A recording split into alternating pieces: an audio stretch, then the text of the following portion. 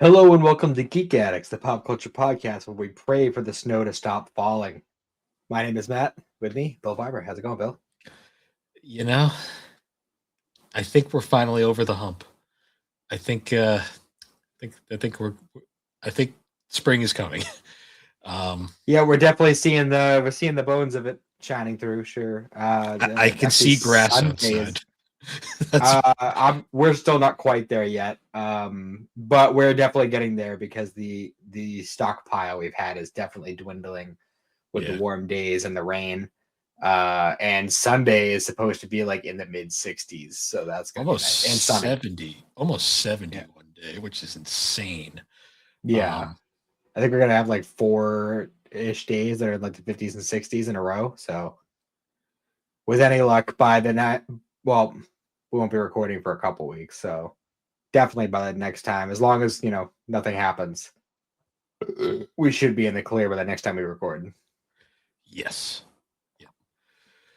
Um, Right yeah. now everything is just wet, It's very wet, very and wet. we're discovering a lot of because we haven't had a big snow in quite a few years. A lot of infrastructure wasn't prepared because lawns are just getting ripped up. Like I've seen a few storm grates that are like sinking into the earth. I'm like, that's probably not good. Yeah, the Um, roads are real bad, real bad, way worse yeah, than they were before, which is saying something. they just did this huge paving project up here, well down here. Uh, it's already fucked. And I'm like, of course. So yeah, That's why you do the paving projects like right after the winter, like well the paving immediately project after. had the paving project started the previous winter. It took long to do it, Uh, like yeah, any paving. Well, the problem is all these roads that they have to pave are always the big fucking roads, and it's like, yeah, that's never gonna happen. yeah. That's what I had to do in the middle of the night. And even then, they're still busy. Like people just don't Hmm. stop. They should have done all this Yeah, shit during COVID. yeah, yeah. So I finished the current like wave of Arrowverse seasons I was on, so I caught up on all the animus. Um, It's nice. I haven't this week yet, but I think I was caught up on the last few episodes. yeah, no, we're getting Well, I some should. lag. Are we? Yeah, It sounds fine on my end, so I'm not sure. might be my end then. Hold on, I'm connected to the right Wi-Fi. Oh, it'll probably smooth itself out. Um, Hopefully. but yeah, so I watched last week's free run, which I think another one came out today, but I haven't seen that I yet. saw a report that it didn't, so I'm not sure on that. Uh, well, I haven't been like keeping track of like actual when they release. I just watch whatever's out whenever I'm ready. Gotcha. Um, but what was that one again? It was Freerin got sent to jail. right from like a debt from like 80 years before. Yeah. And it's like um it was a funny episode. I do like the Mhm. fact that she just kind of does her thing, and then the whole time like Fern and Stark are trying to break planning how to break her out, and then she's like, I'm good. Yeah, And they're like, yeah, oh, we it's almost okay. resorted.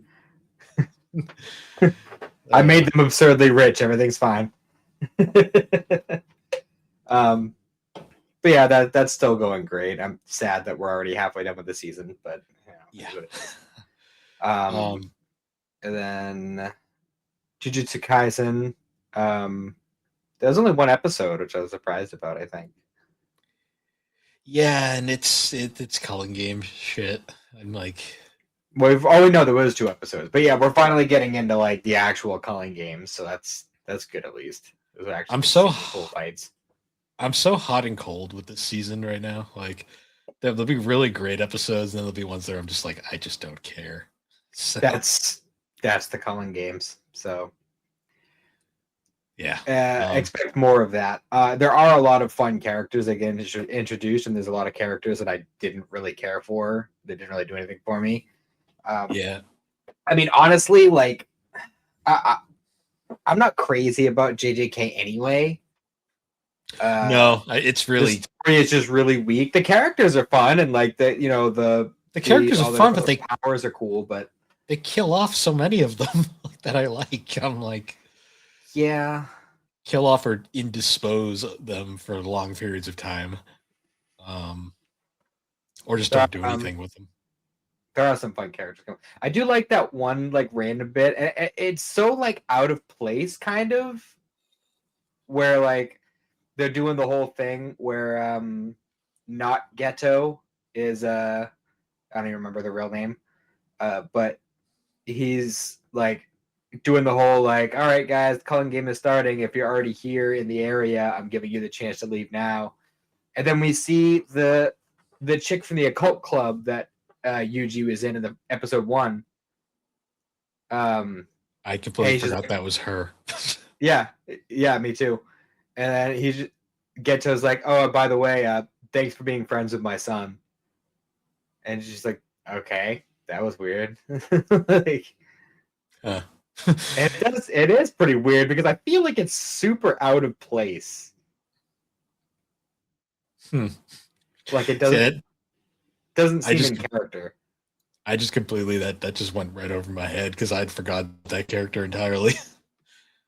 Yeah. So that was a weird thing that happened. The I didn't think Vigilantes it was a kind of a nice moment, but it still just seemed out of place and out of character. Yeah, Vigilantes was fun though. Finishing up the backstory arc. Yep. Still don't How understand. many episodes are left? I feel like it's almost done. Yeah, let me check. That was episode 8. I haven't watched 9 yet, but at least like left.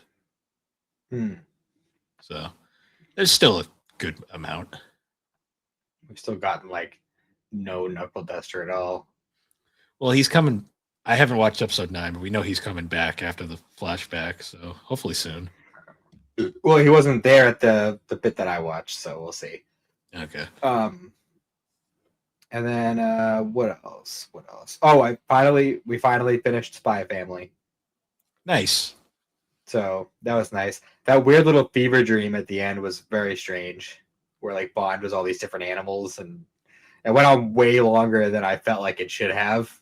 My absolute favorite moment of Spy Family season 3 is right at the end where we get that one the part where like Yuri and Yor are like tailing Lloyd, and Lloyd's all completely onto them, but then Yuri does Yuri things and runs off, and then Yor's just like, wait, don't run away. The best line is like, she's like, never mind, I don't even want gripes, I'm going home. And then she just leaves.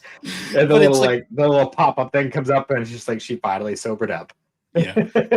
I love that line, that whole scene though, because Yor's voice actress is so fucking good at that role. Just the way she's like, I'm going home. I'm just like, I love this. It's great. It's one of those rare series where I think the anime hits better than the manga does at times. Yeah, for sure. Well, I do think that there's actually quite a few animes that have that effect, like Death Note, for instance, like because the voice acting, performances, and the music, like they really add a lot to it. And things like JJK and Demon Slayer just don't hit without the animation. Well, Demon Slayer in particular is notable for that. Well, JJK is also JJK. I have a lot of problems with the story of JJK, which is kind of funny when I think about it, because like a lot of times when I have like serious like complaints about Demon Slayer, it's usually like one or two things that I latch onto. It is like a very simple story. It's just that they explained a thing that I don't like. I don't like the way they explained it, and it makes it. It seems like a fucking middle school creative writing idea, like. Yes. And that's kind of where I have the problem with it. Also, it feels like they're bums rushing to the end, and they haven't actually like resolved anything, like character development and shit, like character arcs. That just feels like they're just kind of Yeah, well, we just want to get it over with. So, Infinity Castle, like it literally came out of nowhere too in the anime. It was just like, bam, you're all teleported. You're all here now. Fight to the death. That's been like a common thing I've been seeing with a lot of these new manga series. Like they feel like they just kind of end like way earlier than they needed to. It's because like it's not like the way it used to be. Like I feel like people, especially with the way that a lot of shows are seasonal and stuff nowadays, and I know like the anime doesn't necessarily affect the manga, but like I feel like nobody wants to tell long stories anymore. No, I'm like because I was thinking about this recently. I'm looking at all the current manga series that have been out right now, and I'm like seeing how long they tend to go. Like a lot of them are ending pretty quickly. JK, I'm amazed is 30 volumes. Like that's it's pretty long for what it is. But a lot of them are like ending around that like 14, 15-ish to like 20 sometimes at most. Yeah, for sure. I mean, Like fuck, even Doctor Slump is longer than that. Comey Can't Communicate is 37 volumes. Like it just ended. And they only got one season. Yeah. Or two half seasons, depending on how you look at it. But and they didn't even Well, cover. Netflix classifies it as one season, so Yeah, that's why it's confusing. But speaking of that, I did just finish Comey Can't Communicate because the final volume came out. Very nice. A very satisfying ending. They graduated. So she got her those shows end. Got her 100 friends. Damn it. Well, good. So at least she did what she needed to do. Yeah. No, it was fun. It was a cute story. Way through. 37 volumes though. Like that's like one of the longest I've collected in a long time. Yeah, I'm trying to think.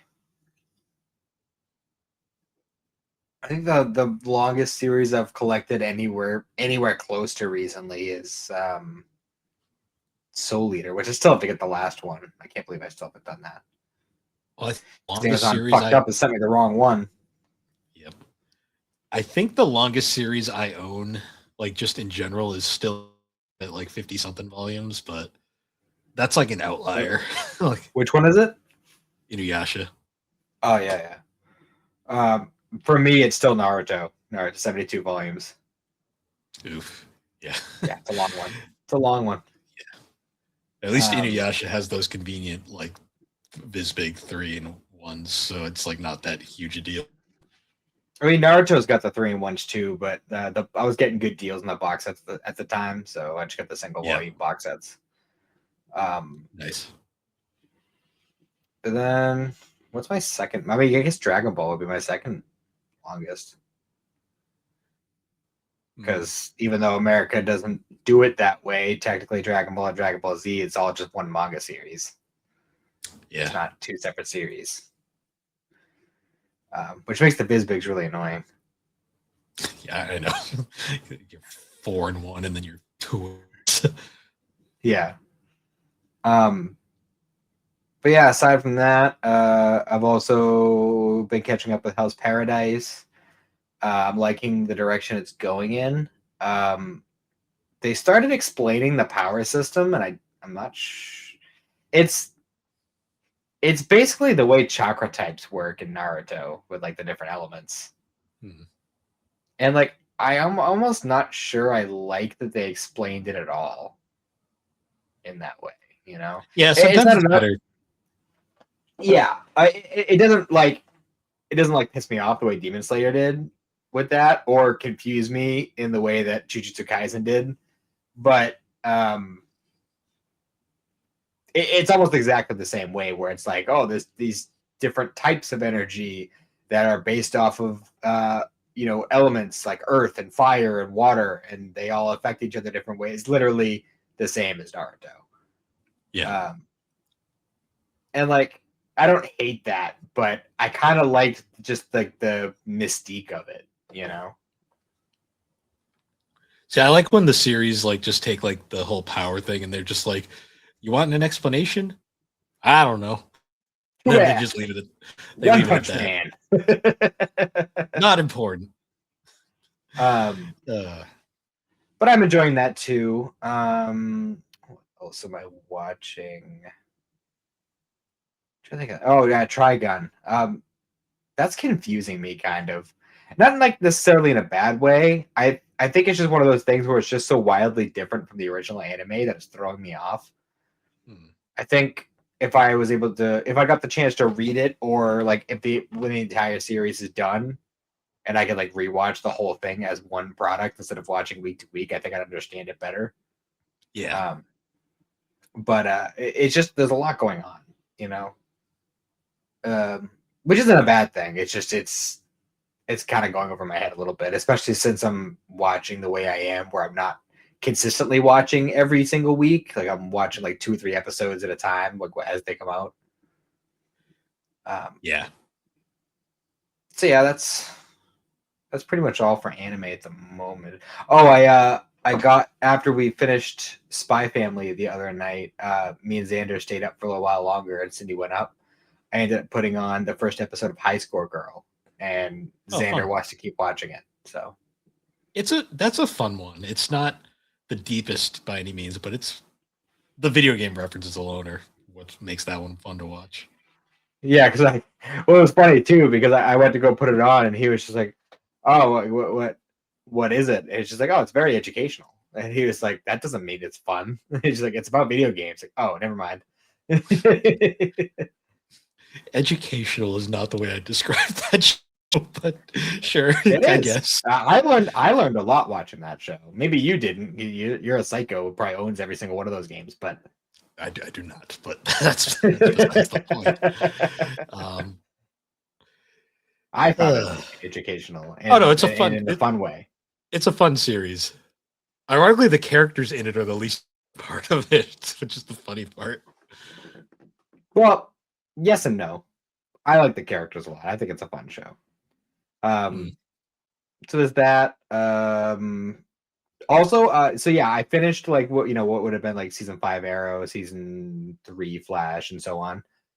And I still say, like, especially now going through it again, if they had either added another episode to round it out or tweaked the ending of the 5th season of Arrow so that it wasn't like a cliffhanger, it would have been the perfect way to end the series.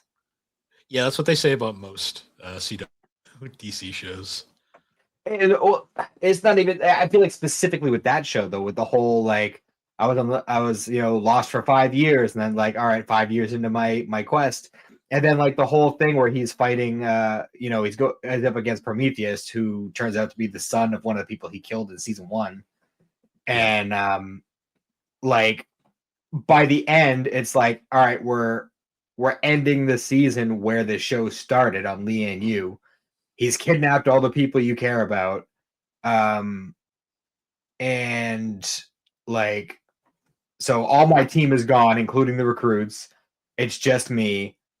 And then it's like, okay, so I'm going to go get the villain from season 1, the villain from season 2, the daughter of the villains from season 3. And we're going to go and take this dude on and like, like the symbolism of it just works really fucking well.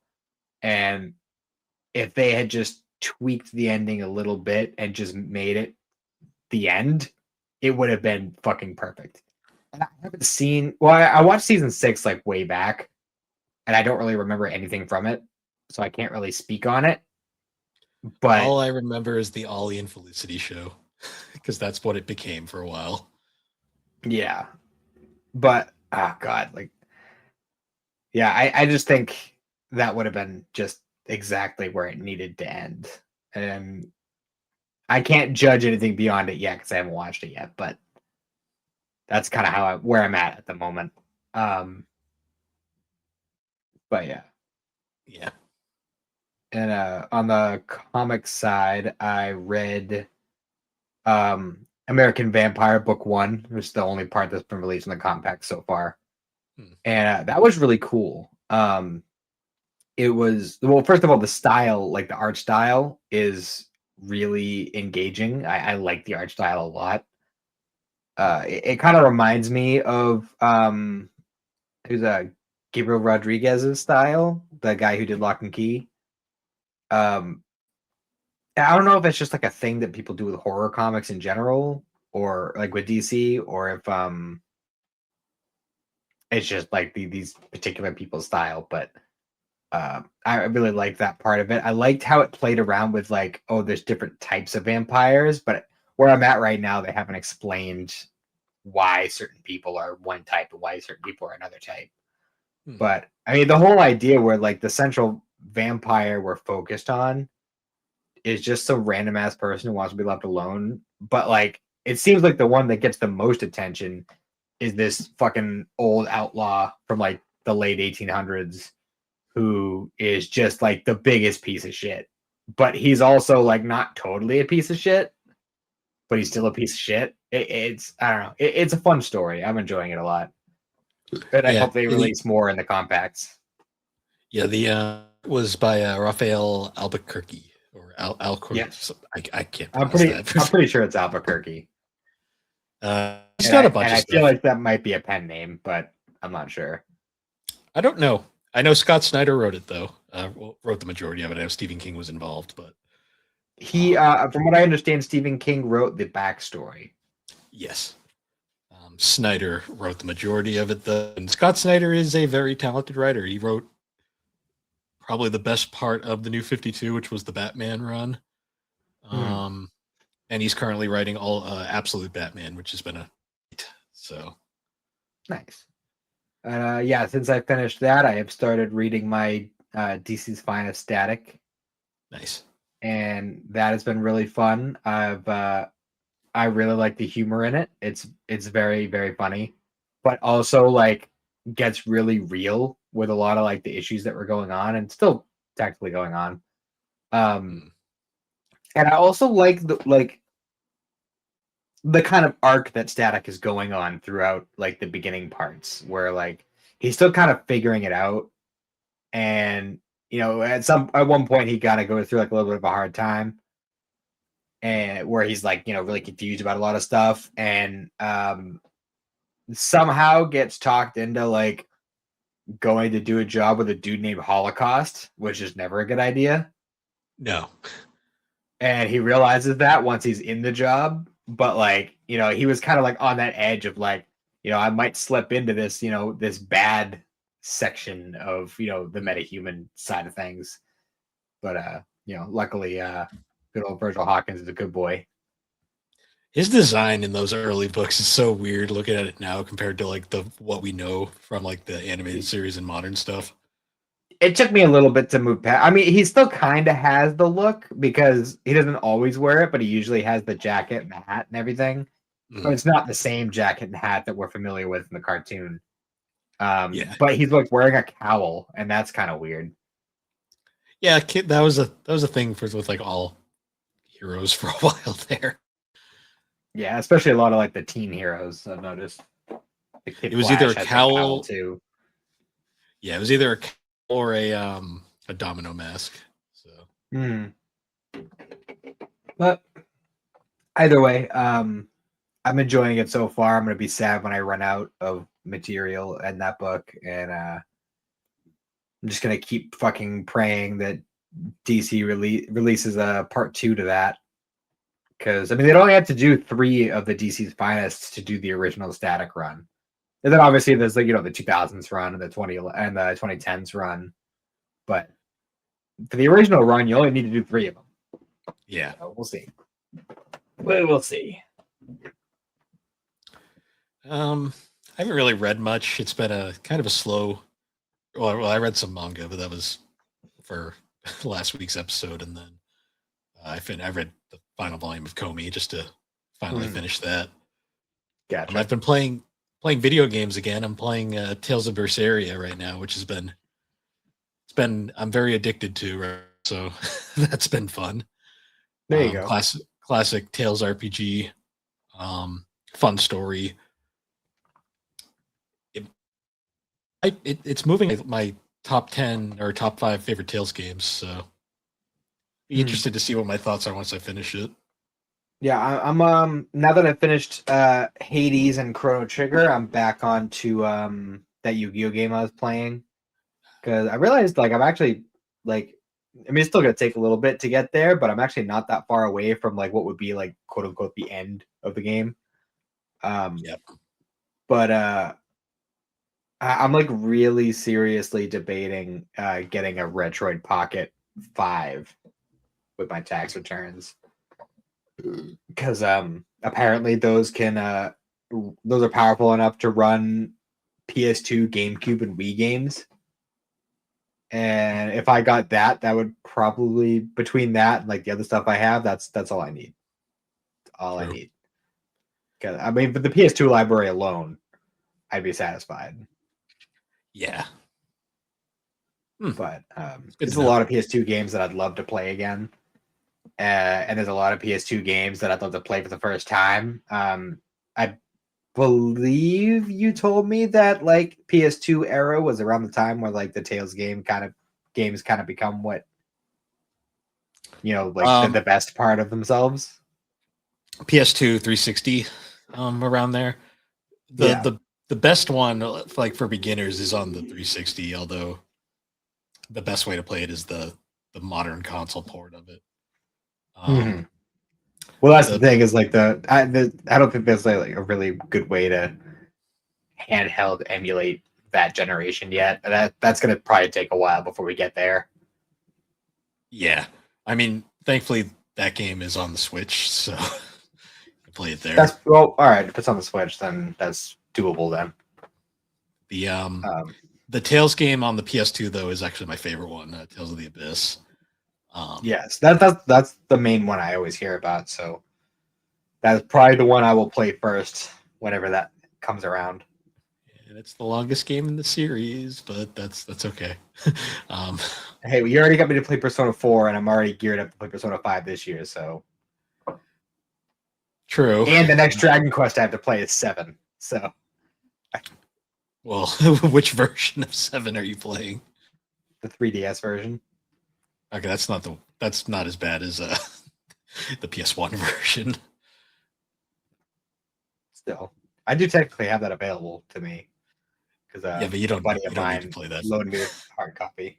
No, I already spent the money on the 3DS version. I'm gonna play that, but yeah, you don't need to play the PS1 version unless you really want to sit through 2 hours of gameplay without any battles.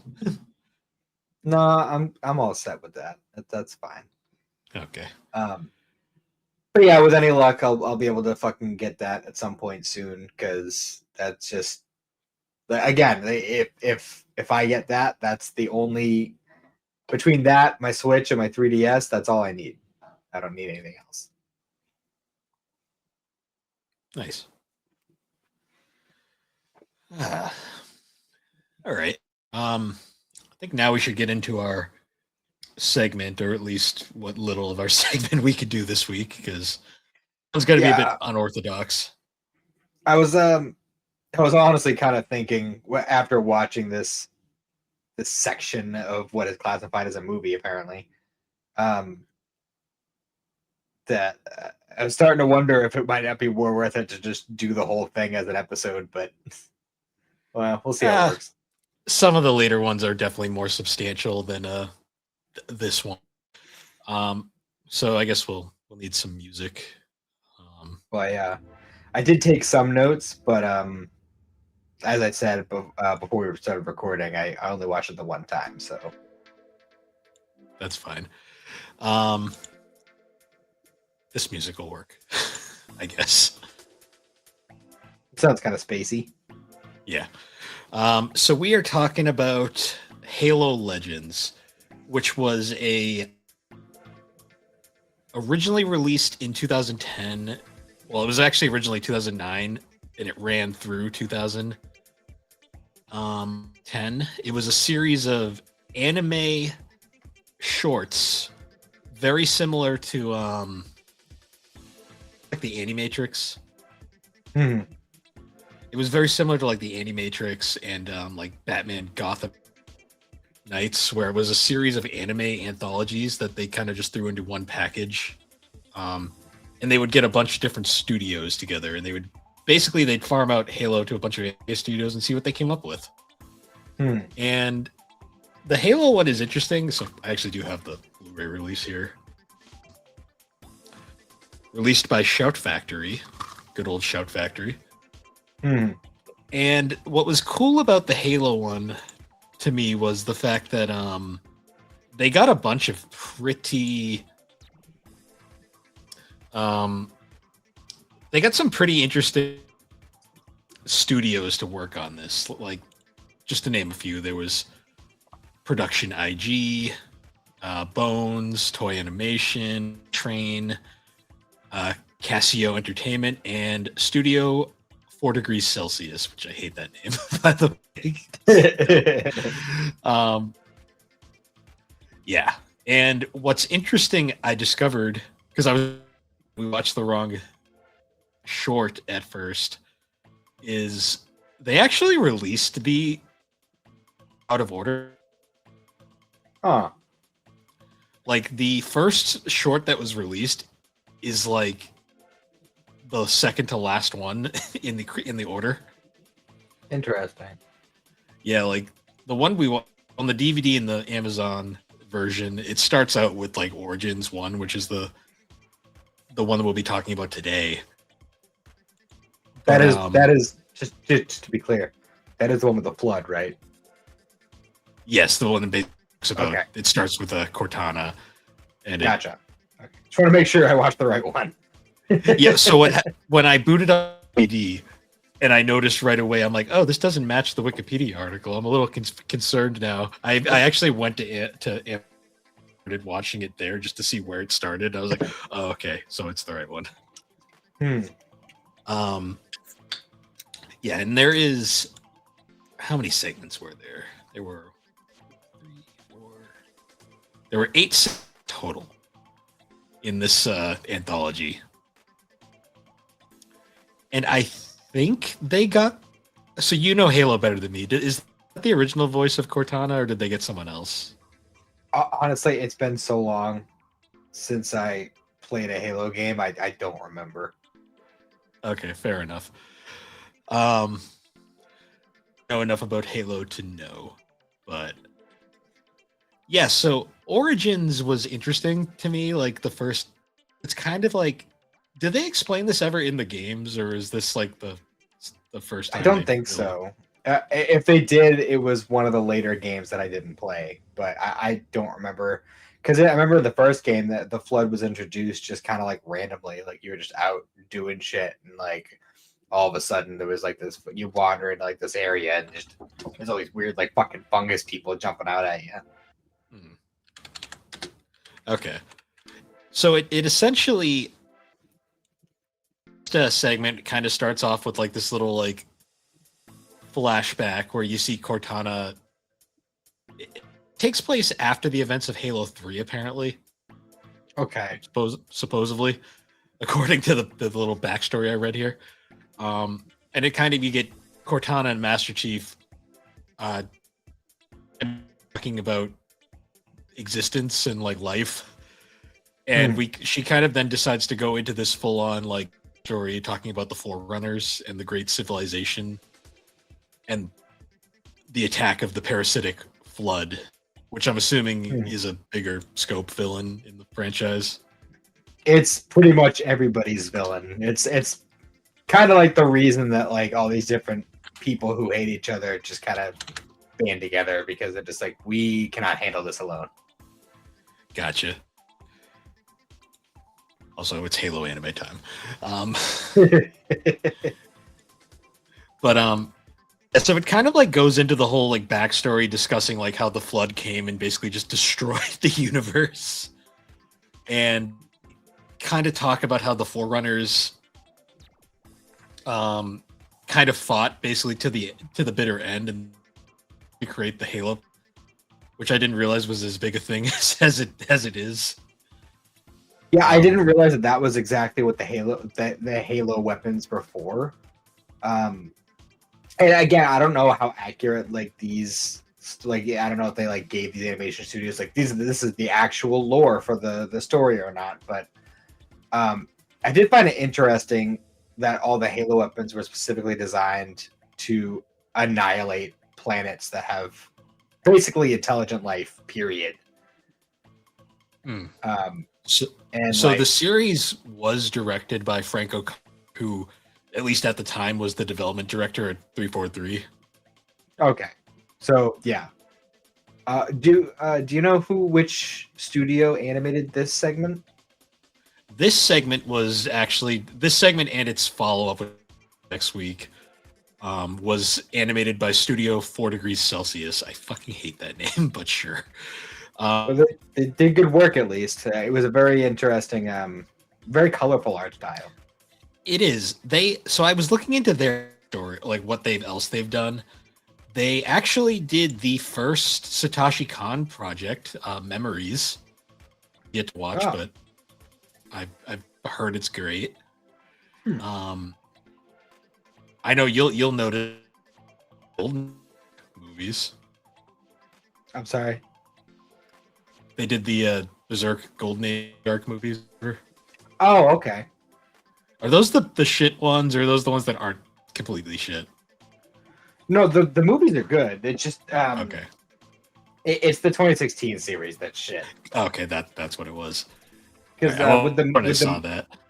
yeah, with the movies, I don't know. People had complaints. They did do a lot of CG stuff, but it was well done CG for the most part. Hmm. Apparently, they also did one of the shorts in Batman Gotham Knight. They did 5 of the segments of the Animatrix. Hmm. Um, Apparently, they did Justice League: The Flashpoint parodies, which is just weird to me. Wow, I didn't realize that was done by an anime studio. Apparently, they assisted Warner Brothers with it, which kind of concerns me because I think the animation in that movie is fugly. But that's besides the point. Really? Um, It's been a while since I watched it, but I liked it. Everyone looks roided out in that movie. I could not stand the way it looked, but that might Well, just be me. Thomas Wayne is jacked. Everyone is jacked in that movie. Fucking like even like the flashes are like it's just Hmm. odd. What I did find interesting though was they actually did a bunch of video game stuff too. Hmm. Like they did the anime scenes for like Rogue Galaxy, Street Fighter 4, Catherine, Tokyo Mirage FE. That's an interesting one. Just a whole bunch of video game stuff. So Cool. they've been around, but they're probably the least prolific out of all the studios that were involved with. I'd say, All right. anyways. But yeah, that though it kind of goes over the whole how they created the Halo arrays to basically kill everything in the universe. Yeah, well, apparently the way it worked, the way it was explained was that the flood came in and like at first the Forerunners didn't really take it seriously, Mhm. but by the time they realized that it was like an actual like real like epic level threat, it was already too late to really do much about it. Yep. So they were like, all right, so I guess we'll just destroy their food supply. And it turns out their food supply was intelligent life. So they had to wipe out every planet that had intelligent sentient life with the Halo weapons. But they like Noah's Ark that shit where they just had like a little fucking storage pod of just like we just got like like 100 Earthlings and like 100 of like fucking the little shield guys from Halo and like all these other different races that they just kind of like kept in stasis and then eventually released into the universe. We had a convenient supply of every species in the universe to just repopulate at the expense of ourselves. Yeah. And it's interesting. Yeah, did they explain that did they explain whether or not they saved any of their kind or it may sound like they didn't, other than like maybe some armor. Because they show that scene of Cortana closing that door with like the armored suit. Couldn't tell if that was like a living one or not. I don't know. Because I feel like when I saw the armor, it looked familiar. So I feel like it might be like something that like the aliens worship or something. But it just seems kind of odd to me that you wouldn't Because if you're going out of your way to do it for all the other species, why wouldn't you do it for your species? Unless there's literally just like not enough of you left after that. Maybe it's part of their punishment for their sins or whatever. It's like a symbolic thing. I don't know. It could be. It's like sci-fi. There always has to be like convolutedness to it. True. But all told, I mean, it was a quick little story segment. There wasn't really like a ton to it aside from it was literally just backstory the whole time. Yeah, I will how say the universe came to be the way it is. I will say rewatching these since the last time this was, I believe it or not, besides like playing Halo 1 back in the day, like loosely, this was like my first real introduction to Halo when I watched this with some friends like a couple of years ago. Oh, really? Yeah. So I was getting like the Halo experience at the time. Okay. But I joke because ironically, the first two origin segments are probably the most basic of.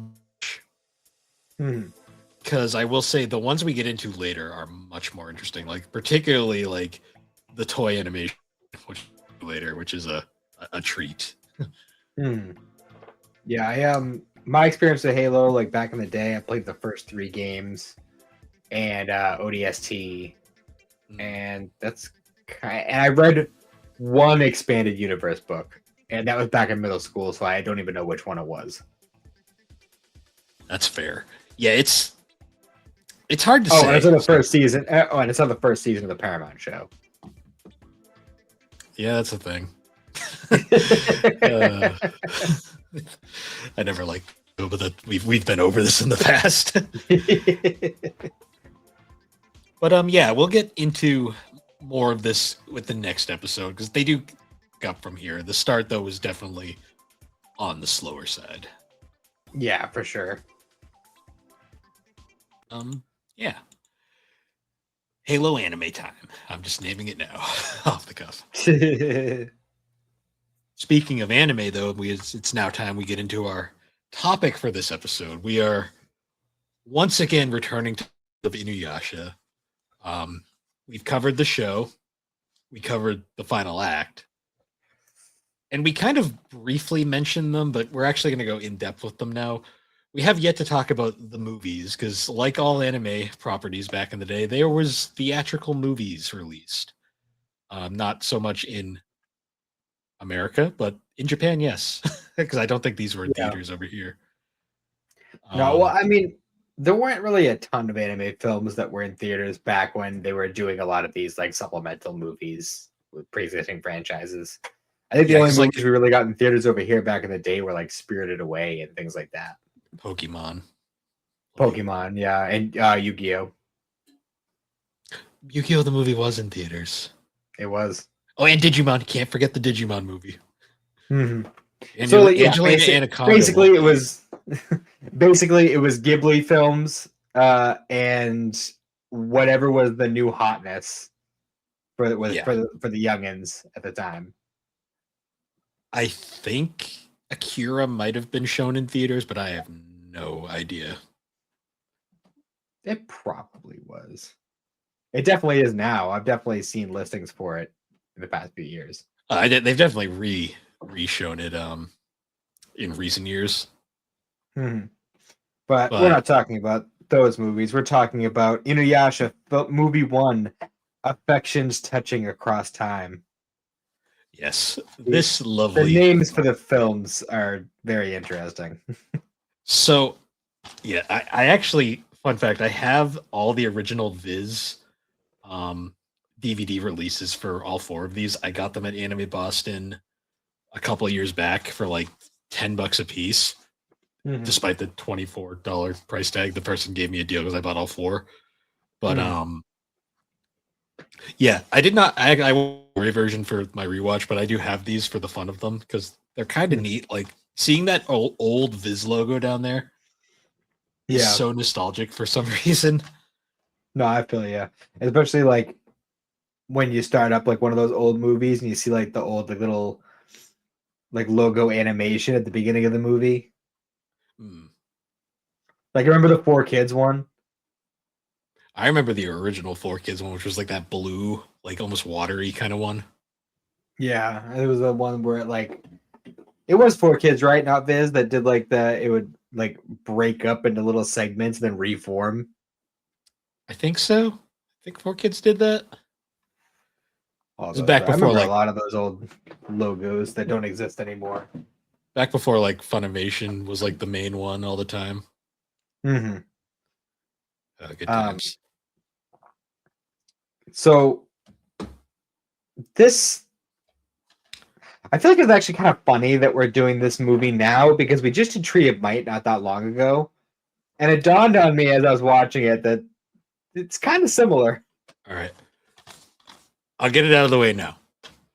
I'm a big Inuyasha fan. Favorite anime series, favorite manga. I love the story. If I'm being honest, this might be my least favorite of the four movies. That's fair. That's fair. I have a few. The fourth, it's either this or the fourth one. Yeah, agreed. I think, let me explain. This movie in particular. I can explain, I swear. This movie is 30 minutes too long. For sure. It is far too long. A lot of the characters in this movie are here just as set dressing. Like, Sashomaru is here for vibes. Like, that is the only reason Sashomaru appears in this movie. He's just there to aura farm. Basically, yeah. Kikyo's here to be a bitch for like 3 seconds and literally does nothing else. Literally serves no role. Literally, her only point in this film is to show up and just be in pain for no reason, or she shows up to tell Kagome fuck off and then pushes her back down the well. Like, that was the one scene where she was like, "Oh, you'd even take the souls of the dead?"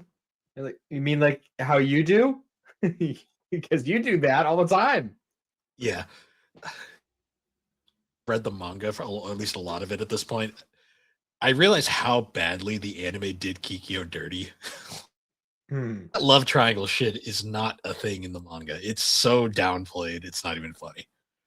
Yeah, but continuing on though, like I get because this was the first movie, they had to do all those character introductions. They introduce you to everybody that you already know, which I can accept it for the first movie. Thankfully, they don't in every other movie after this. And my biggest complaint with this movie, the plot could have been a filler episode.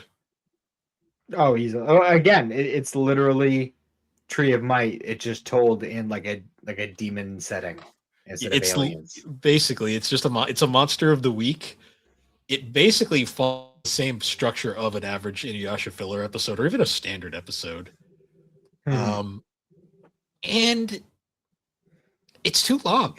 There are so many points in this where I was like, it's still going. Like, that you could have easily cut so many sections of this movie down and it would have still been like a movie length and it would have still worked. Yeah, I agree. But even with the length, I still like it more than Tree of Might. Well, because while it has its faults, I don't think the movie is like it's definitely not boring on the level of Tree of Might was boring. No, I will say this movie has some of the most iconic gifs and some great quotes. Like, I do enjoy this movie as a fan, but I have to state probably the weakest of the films, which as the first one is an odd way to start. That being said, though, one of I wanted to bring up just because this is something that bothers me about this movie in particular. Did you notice the animation? Like, the characters just look kind of.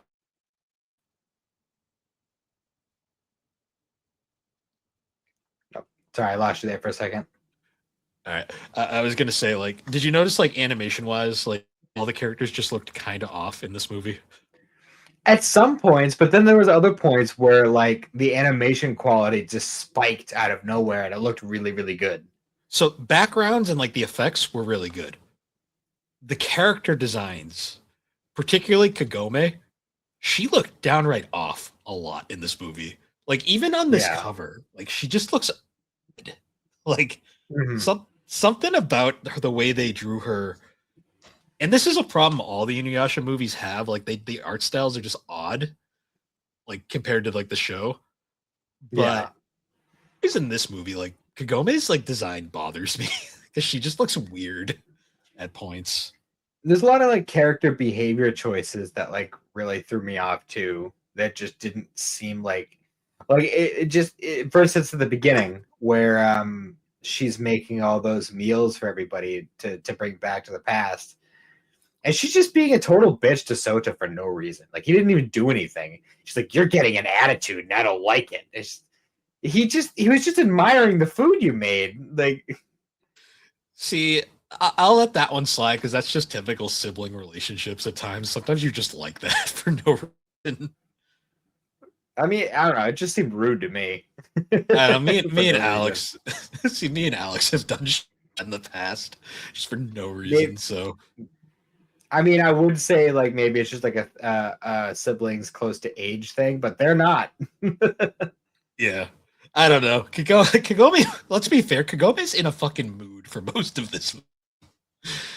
Yeah, this Um, is true. Yeah, which because to she be does the fair, same thing later when she suspects that he only came to see her because he thought he smelled Kikyo, which he did.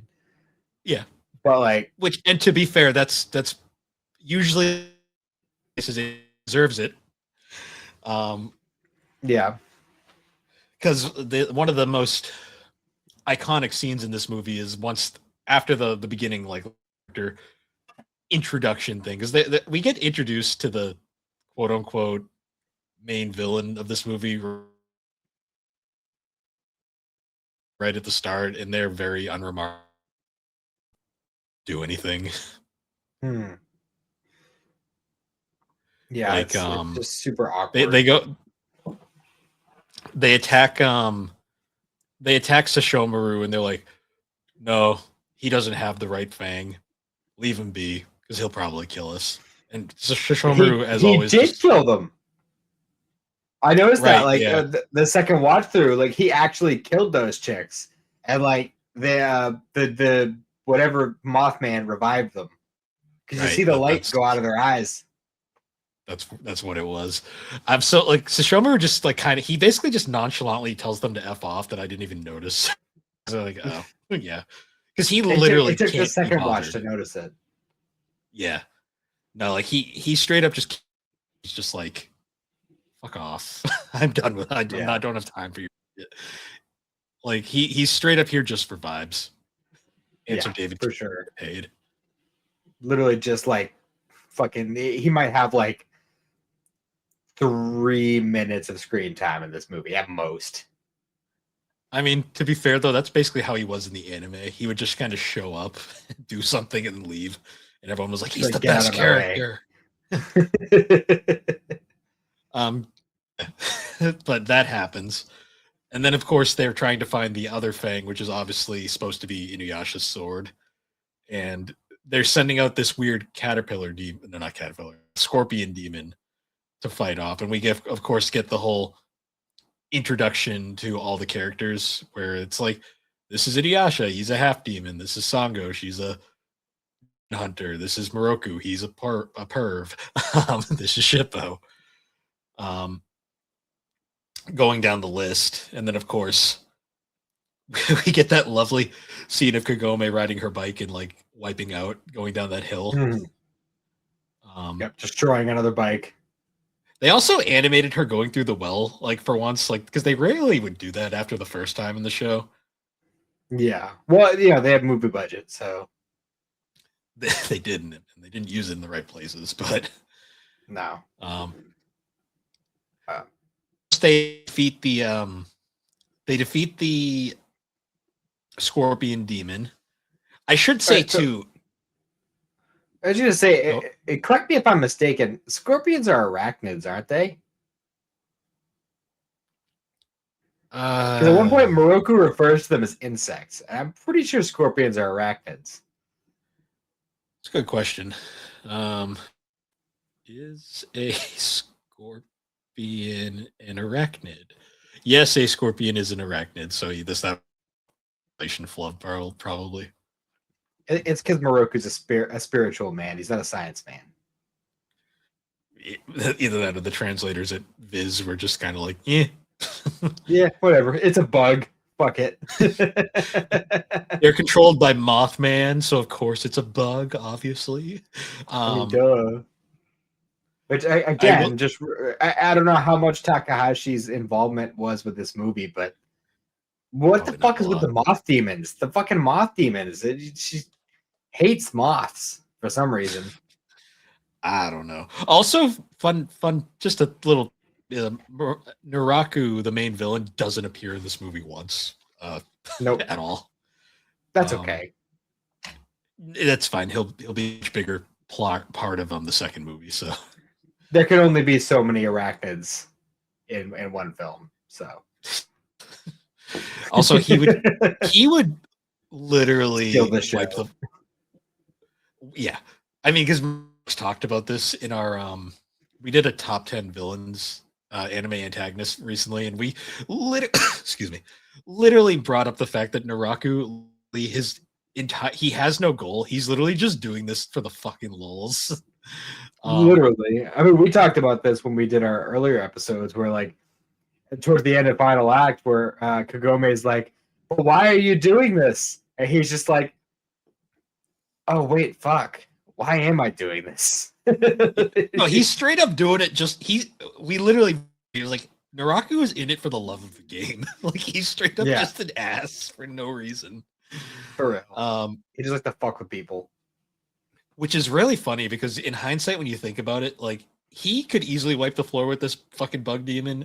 Shishomaru could have wiped the floor with him if he could have given a damn, but it's Shishomaru. He doesn't give a shit. Yeah. As long as it doesn't inconvenience him, he's not going to bother.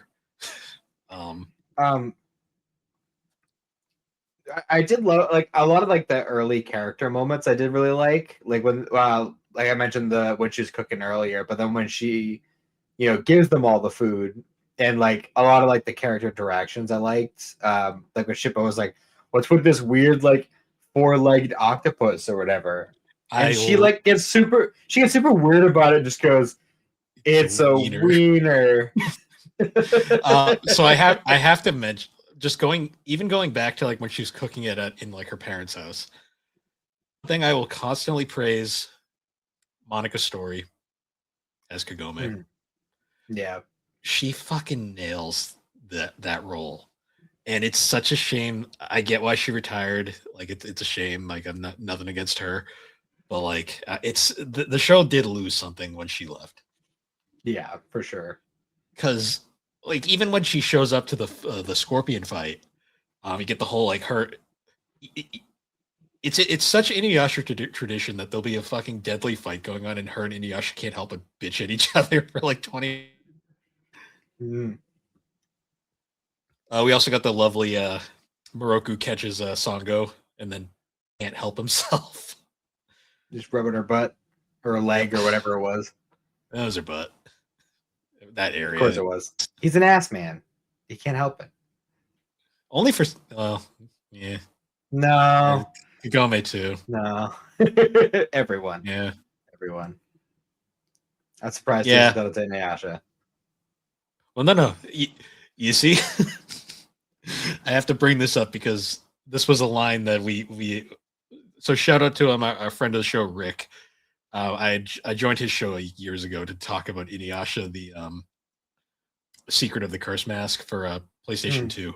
There is that game which is spectacular where where you can hang out with Moroku for a day in that game, and there's a whole, like, subplot where, like, Kagome gives rope, and he finds it, like, he uses it to pick up on women, basically to pick up women, and it doesn't work. But if you're playing as a male main character, you literally can ask him the line why he doesn't try, like, giving those like items or trying his tactics with men. His exact line is literally just, well, because I don't like boys, and then just leaves. I'm just like, well, fair enough. Yeah. So, but going back to that. Yeah. What's up? Oh, nothing. I just it hiccuped. I I was gonna say though, going back to like that picnic scene alone has some of like the most viable gifs and like quotes from this series. Oh, for sure. Like the famous Kagome fire freaking gif gets like Mhm. angry for like a split second and the fucking devil flames show up behind her. That's from this movie. This of her face planting Inuyasha while he tries to save his ramen is great. Which is also totally undeserved. The boy just wanted his noodles. That's all. No, He he still deserved ate the it. other food. He still He ate was and enjoyed being the other food. He just wanted noodles. he was being an ass. Deserved it. It had been building up. It had been building up. I will say though, Kagome was oddly snitty with everybody at that picnic. Like they were Yeah. just making comments and she was getting so annoyed. But Yeah, like even like Moroku's comment where he was just like, "Oh, like she put so much love and care into this food, we'll have to force herself to eat every bite to show her respect." And like I got what he meant by that, but she was just like, "Oh, don't talk shit about my food." yeah. But then, of course, after Inuyasha pisses her off entirely and she just basically has enough, we get one of her best lines in the movie with her sarcastic, "Thanks for nothing," and then just biking off into the distance. I love that line so much. Just the way that story like delivers it. It's so sarcastic and sassy. Yeah, for sure. Um, but yeah, going into the plot of this movie, basically they're trying to get Inuyasha's fang or the sword, essentially. But at the same time, they're using select tactics to turn the team against each other. Like they essentially brainwash Kilala into serving them to get Sango out of the picture. They steal Moroku's wind tunnel, which when that happens, I'm they like, don't steal it. She kind of like curses copies it. herself with it. Which when when I saw this the first time and I saw that, I was like, you idiot! Like you just did the dumbest thing you could possibly. Just gave yourself a death sentence. Yeah. Yep. And that's exactly what happens. Yeah, when that is a very satisfying death in this movie, though. Yeah, they do that. They go after Inuyasha, but because of the block that was put on the saga, they can't use it only because only humans or half demons can hold the sword, so it basically is useless to them. Yeah, you have to have human blood. So then they try. He basically like then kidnaps Kagome because, of course, they rerun into each other. Well, no, he doesn't kidnap Kagome because she gets sent back to the future. Well, no. No. She does. After. Yeah. She does. Yeah. She gets kidnapped because basically what happened was like the dude showed up and he like fucking just swiped them to the side. And he goes like take the sword because he wants to use it to like unlock the fucking his daddy's powers. But he can't pick up the sword. And he's like, oh, I guess only fucking humans and half demons can use it. So I'm going to. I think ultimately his goal was like I'm going to kidnap the lady, and then he'll come to where those powers are sealed off, and then I'll trick him into using the sword to fucking unleash them. Yeah. We also earlier had that scene too with when Sango and Baroku confront the two other henchmen demons, which are disguised as humans at the time. He immediately does his like whole, "Will you do the honor of bearing my children?" But then we get the classic Sango just bashes his head with a fucking hose, which is always entertaining. It's great. And then later on, we're like, I don't know, Kagome like jumped down from like way high up or whatever, and Inuyasha caught her. And Moroku's like, "Don't worry, Sango, I'll get you." And he just throws something on his head. Yeah. Well, he's not fall. She's not gonna fall for it again. Yeah. Yeah, but eventually though they kidnap Kagome to use against Inuyasha because Inuyasha's incapacitated again. And I will say I did find it very amusing when we cut to Kagome. She's being like upside down from that like tree, but the way they had the anime draw it, I'm like, there's the convenient vine wrapped around skirt to avoid any unnecessary shots scene. Yep. No Um, upskirts. yep. None. That was in Takahashi's rules for the anime. So yes, I just found it funny when I saw that. I'm like, oh, that makes sense. They have to avoid it. Hmm. But ultimately, like Inuyasha is tricked, and the powers are unleashed. He gets the Mothman gets his daddy's powers. I didn't even bother learning the dude's name. He's just Mothman to me. Yeah. But and then he just like fucking destroys them all, and they all like get separated and split up and shit. And then he just starts like absorbing people's souls just across the fucking country. Menu, that's his name. Oh, okay. I won't remember that in 5 minutes, but that's no, I've already forgotten it. Especially since he starts going by his dad's name once he gets the power. So it's like, okay, whatever. Did he miss that? Yeah. What was Shippo doing during this too? I completely forgot what Shippo was doing. He killed 3 Western demons. He said that towards the end. But aside from that, he turned into a horse, and Kaede was riding him. Right. I forgot Kaede was here. Oh yeah, Kaede is here because she saved Moroku and Songo with her Which arrow. is crazy, dude, because all right, I'm pretty sure this is the only time throughout all of Inuyasha that she does anything actually spiritual. Well, yeah, I hadn't fully figured out her powers yet by this point, so they still kind of. So, I believe canonically, this takes place somewhere between episode 54 and 55, around there. It's we know Rin is with Sesshomaru at this point. We know that. So, and Inuyasha has mastered. And Inuyasha has mastered Clash Wave, so we know that. Yes, but he hasn't fully mastered the Wind Scar yet because he still needs to find the Wind Scar to hit. So like he still can't like use it willy nilly. Yep, and he doesn't have red sword or powers at this point. Yeah, but yeah, dude, that like really threw me off because I was like, wait a minute, like I don't think I'm pretty sure throughout the entirety of the series, I don't think Kaede ever does any actual like spirit powers. It's always just like she never does a sacred arrow. Like she uses the bow and arrow, but it's always just regular ass bow and arrow. And like I've never seen her do any sort of like barriers or anything like that. Like so the only thing I can think of is in the either first or second episode where she puts the beads of salvation on Inuyasha. But that's those beads already had that. It was basically like a magic item. It wasn't like her doing anything to it. She still had to do the spell though. That's like she did something. I guess. But like I don't know, I feel like as far as priestesses go, sacred arrows are like pretty low level. It's just like you're just pumping energy into an arrow and shooting it. Well, she said She's never even done that. She said it best herself. Like she says, basically, she's like, "My power is nothing compared to someone like Kikyo or even Kagome." Yeah, compared to, it doesn't mean she shouldn't be on the level of Kagome's grandfather. Yeah, I mean she's old. She does stuff, I guess.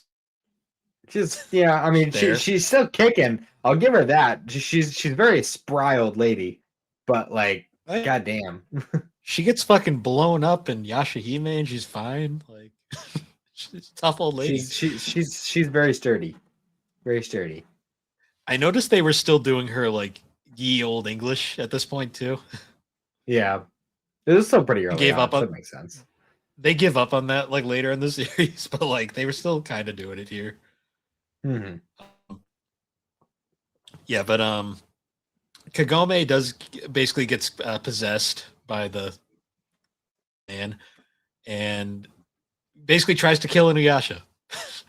And every time like she shows up, Inuyasha's, "Is that Kikyo?" I'm just like, no, you idiot. Well, to give him the benefit of the doubt here, she is wearing priestess garb, so like he actually has a reason to make that mistake here. I know it makes more sense in the manga, but like I hated the anime how they look nothing alike. Hmm. The manga, it's much And more also apparent.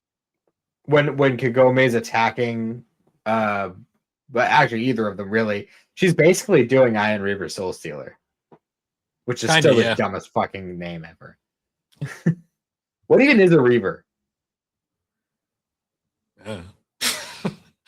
It's a cool word.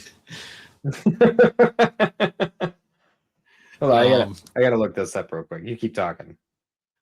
I was gonna say though, we also forgot earlier. There's the scene where Kagome is riding her bike home, and she straight up wipes out on it. And we get that great line of her being like, "How am I gonna? Maybe I can convince my mom to buy me another one." And that ain't never gonna happen. Mm-hmm. I love Okay, so lines like that. A reaver is a person who plunders, robs, or forcibly takes goods, acting as a raider or pillager. That's what a Cool. reaver is. Sure. Okay. I think he's He just is his, he's well, just it is or man. soul stealer, so he's stealing those. Even though he's not actually stealing it, he's just killing them. But that's whatever. Yeah. It sounds cool, I guess. If you're somebody other than me, it sounds cool. You were always more of a Blades of Blood fan. Yeah, for sure. And he doesn't use that nearly often enough. No. Yeah, so basically Kagome like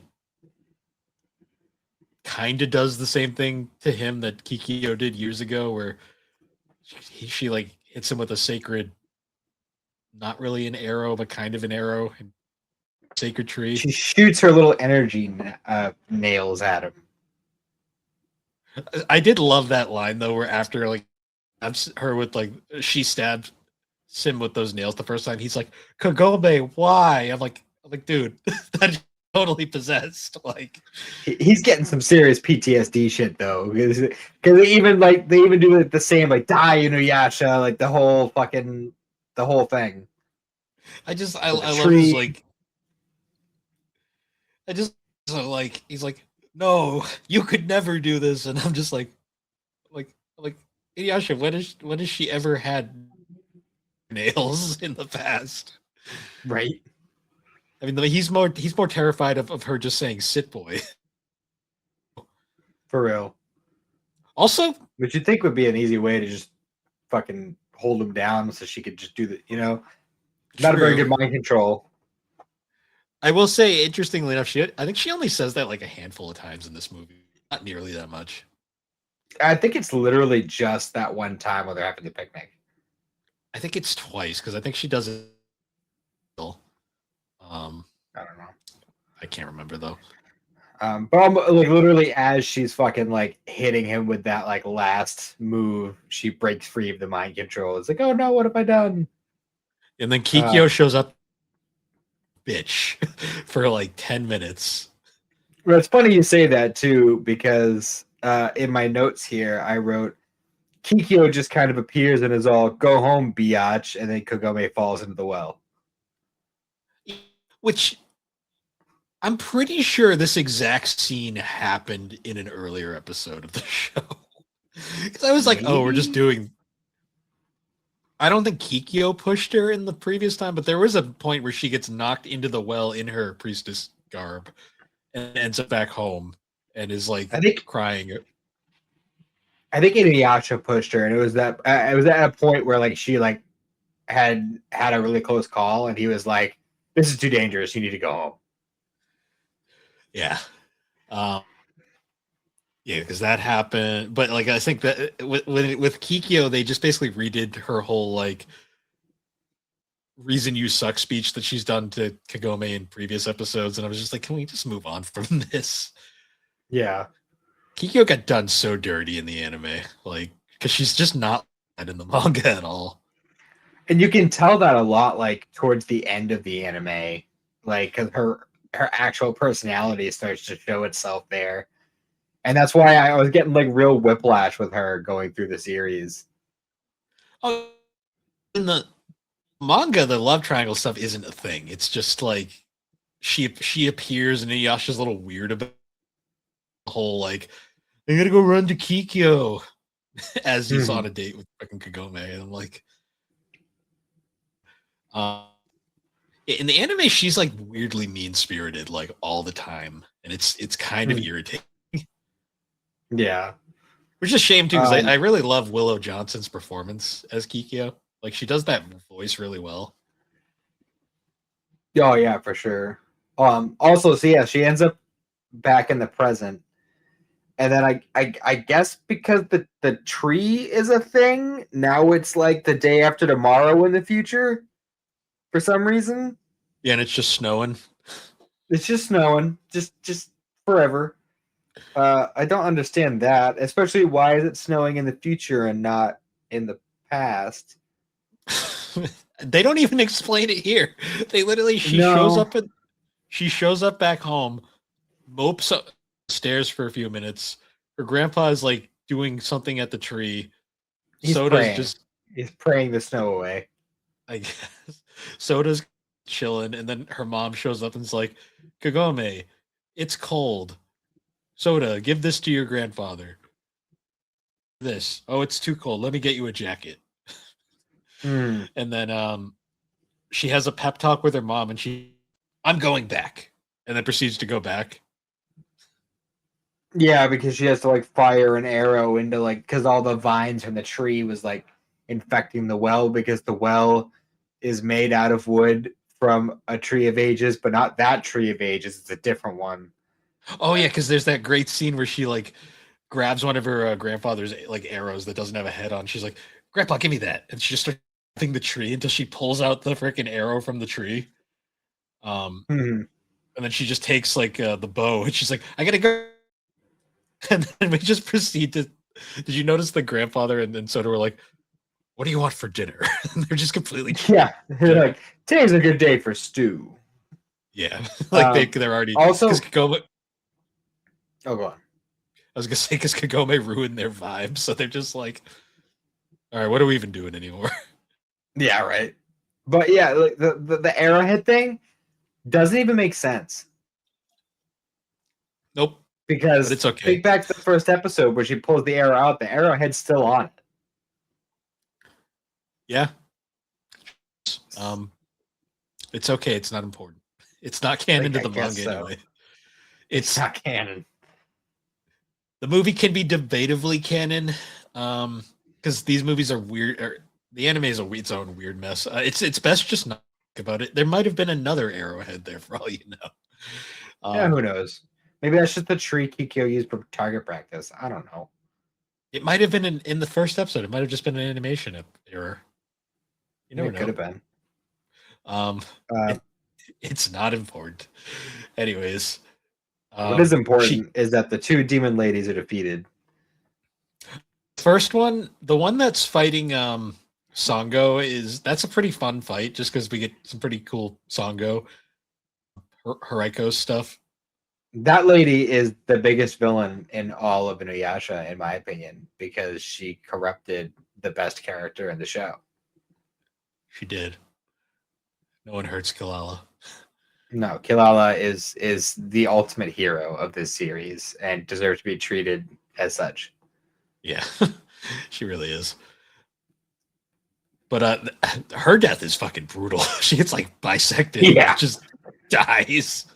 I was Yeah, like, she's oop. like, I can heal from this. And then Mothman's like, nope, I'm gonna take your soul.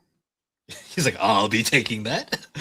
Um, and then the other one just straight up is like overuses the wind tunnel and just gets There's that fucking it sucked. even goes beyond overusing because she like straight up like cuts the hole wider. It's just like you're a Yeah, fucking idiot. You are clearly playing with forces you do not understand because you just signed your own death warrant. yeah, because even Moroku's like, I've never had it open this long before. This is dangerous. Yeah. Um, yeah, because there's that earlier episode where Moroku gets his cut open and he has to get it like surgically fixed because it's dangerous. Hmm. Because she's Um, just like, let's see who can suck the hardest. her clearly, because my god, that sucked. Yeah. I will say though, like Moroku is like has like that. Moroku is such an interesting character to me because like he can go through being that jokey like pervy guy most times, But then get really serious and introspective. Like the line of like, he's like, in the future, that's gonna be me. And I'm just like, damn, man, that's dark. Yeah.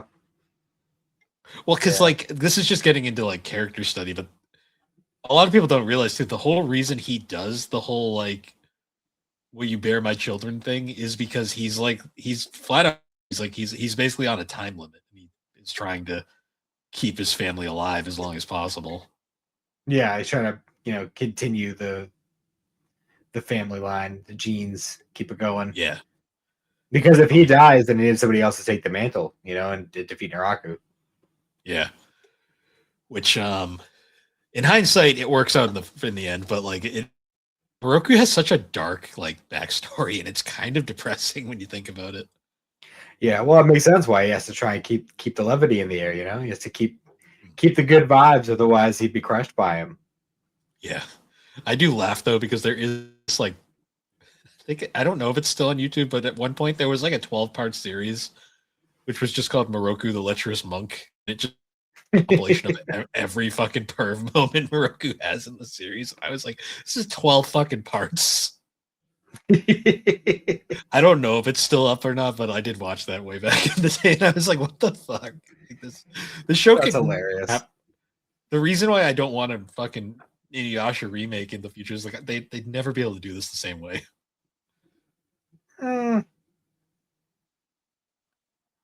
That's debatable. Master Roshi still exists. Yeah, but it wouldn't. People would like just. It wouldn't hit the same way. That's what I'm saying. And I don't want to. I don't want to listen to the. Fucking... Without Kirby Moro, it'll never hit the same way anyway. Well, yeah. I mean, Ian James Corlett does a fine enough job, but like it will never hit the same way as Kirby Moro. But to be fair, though, I guarantee you, if they did a remake, they wouldn't bring back the cast.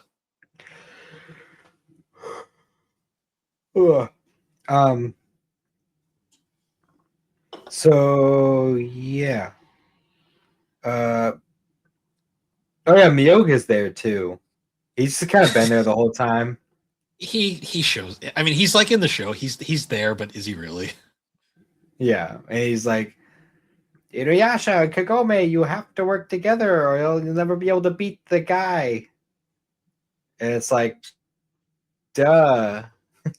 It's like, are you gonna help? He's like, well, no, of course not. Why would I? What the hell am I gonna do? I'm a flea. Yeah. The ending fight is super anticlimactic. I'm not gonna like it just kind of ends. Yeah, well, it gets to a point where we're like 5 minutes away from the end of the movie, and it's like they haven't even really started engaging him yet. And then they just beat him. And it's just over. Like pretty much in one hit. It's like backlash wave, and he's down. Like he tried the wind scar a couple times, and that didn't work. And then Kagome knocked off one of his weird vine wings, and he was like, "Ow!" And then he got backlash waved, and that was just kind of it. There were fights of like Inuyasha versus Koga in the anime that were more interesting than this. Yeah, and not even the serious ones either. Just kind of like the fucking around ones. Oh yeah, hell, any Band of Seven fights were more interesting. Also, this movie definitely takes place before Band of Seven as well. Significantly before. I'm trying to think of any other particular moments. I know there's a funny Jack and Rin where like Jackin's being himself and Tsushomaru just doesn't give a shit, just steps on him and walks off. And I'm just like, yeah. I do like a good old Jockin cameo every now and then. I love Rio appears because they're just entertaining. Like it's just such a fun dynamic. I just like any moment where like because there is the moment where like the demon shows up at a second time to face off against Shishomaru, and Shishomaru is just like, really, I don't have time for you. And he's just like, Rin, go hide, please. But yeah, at the end of the day, this is at the very least it's tied for the worst Inuyasha movie. The only reason I'd say 4 is better is because 4 at least has an interesting plot, even though it's poorly executed. I suppose. Like at least it's unique, like it's different. This I'd have could have to been I'd have to watch it again to figure that out, but at That's least my fair. personal opinion on it. It's not good, but it's better. At least like it was something different. This could have been any episode of the show, and it wouldn't have really felt any different. It was better than Tree of Might. That's not hard though. No, it's not. I was at least entertained enough to watch it twice without falling asleep, which I mean, can't say about Tree of Might. this movie isn't boring enough to believe. It's just kind of long, like because there are points. Yeah. It's not so much boring. It's more you're just kind of like head on with it. Yeah. Like, thankfully, Inuyasha movies 2 and 3 are significantly like 3, especially 3 is the best one by far. But two's pretty good. 4 I like 2 a we'll lot. get. 2 is really good. The problem with 2 is the fact that it literally. My issue with 2 is the fact that it's basically a straight up. It's got the classic movie like this whole huge thing happens and they just kind of like hand wave it as that never was important. It has a status quo reset that I'm kind of just like whatever on at the end. I actually kind of like that about it, but we'll get into that when we actually cover that movie. Yeah, it's a case of they had to make a show, but like I feel like if it was truly standalone, it would have been better. But we'll get into it. I like the second. It's not like a critique. It's just kind of an observation. The third movie, though, by far is the best one. Yeah, just for a lot of reasons. But yeah, that was Inuyasha movie 1. Inuyasha the movie 1. Affections touching across time. Which is a silly name. Which that title has nothing to do with this goddamn movie. Now that I think about it. Nope. Except for like the little like fucking love talk they had through the tree through time. Oh, I forgot about that scene. You know, when we forgot about the best scene in the movie is when Kagome comes back through the well, like the arrow through the well. He's like, oh shit, you're actually there. Well, I love that line because he's like, I didn't tell you to blow up the well, and she's like, you told me to shoot an arrow. What did you expect? Also, who fixed the well? Because like that thing was fucked up. Not important. Well, there was a lot of leftover wood after they killed the tree demon. So, also, Shippo literally doesn't do anything in this movie. He turns into a horse, and he kills 3 of the Western demons. Also, if Mothman and his little lackeys there are demons from the West, why do they have Japanese names? Not important. Oh yeah, I forgot Hachi shows up at one point. Oh yeah, briefly, yeah, because he has to fly Moroku and Sango to the tree. Yeah, because they don't have at the time. Yes, because mind control. Ooh. I do love that line too, where Moroku has to carry the Haraika, and he's like, "God damn, this thing's fucking heavy. how does Sango carry this all the time?" He's like, "Man, Sango's jacked." She is. Makes sense why that thing does so much fucking damage. Yeah, pretty much. Like, Haraiko's, you wouldn't think much. She's like, oh, it's a giant boomer. No, that thing fucks everything. Like, to the point where it's fucking up Naraku in Endgame. Yeah. Yeah, pretty much. And you haven't even seen the upgraded one she has in Yashahime yet. Oh, God. It gets more upgraded? God damn. Well, she gets a new one because she gives it to her son. Oh, okay. So, but she has she has her own like new one at the end of that series, and it is something. Please tell me she used Naraku's bones. Explained. No, she can't because there's nothing left of him. Oh, right. He was blipped. Because we got Sashomaru has his like giant fuck you sword that just fucking kills everything it touches, and I'm just like, this makes sense. It's And he just never I have the uses it best sword again. ever. Yeah, Well, and he never uses it. it's too powerful. It's just cheating at that point. Yeah, yeah, pretty much. It's a one hit kill sword. Yeah, yep. Yeah, though that was Inuyasha, the first Inuyasha movie. It was Something. a thing. I don't hate it, but I also don't love it. It is. It's like any My Hero Academia movie. It exists. I'd honestly put it above some of those. It's better than the second and the third one. The first My Hero movie was really good. This is probably on par, honestly. But yeah, I guess with that, thank you for joining us on Geek Addicts. So you can find Geek Addicts on all the major podcasting platforms, and be sure to check us out over on the Superpod Network, superpodnetwork.com. Awesome site with a whole bunch of different videos, blogs, podcasts, all sorts of fun stuff. And with that, everybody, once again, thank you for joining us, and we will see you all later. Have a good one.